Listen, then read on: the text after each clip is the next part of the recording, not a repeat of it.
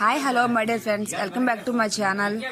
ఇగోండి మా నాన్న చూడండి తాటికాయలు తీసుకొచ్చారు. ఒకసారి రాజా వెళ్ళారంట.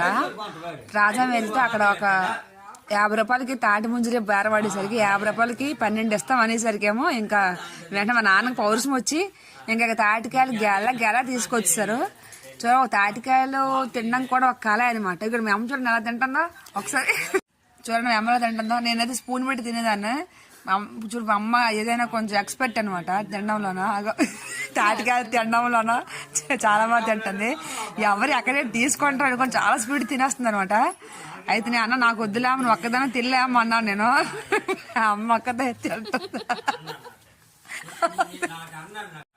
తాటికాయలు అలా తింటేనే, అలా వేడి పెట్టి అలా తింటేనే బాగుంటది, కొంచెం మజా ఉంటది అనమాట. మా నాన్న కోస్తా ఉండడం ఏమో తింటా ఉందనమాట.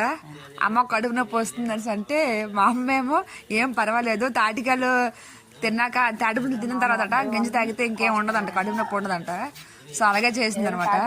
ఒక 4 తాటికాయలు తినేసి ఒక గ్లాసు గింజ మాత్రం తాగేసరికి కొంచెం రిలీఫ్ ఇచ్చింది అంటగో.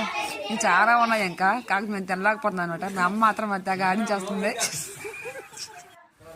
సో ఇన్ని తాటికాయలు చూసారు మాకు చాలా హ్యాపీ అనిపించింది. ఇప్పుడో కదా చిన్నప్పుడు తిన్నా, మళ్ళీ ఇప్పుడు గుర్తొస్తుందని.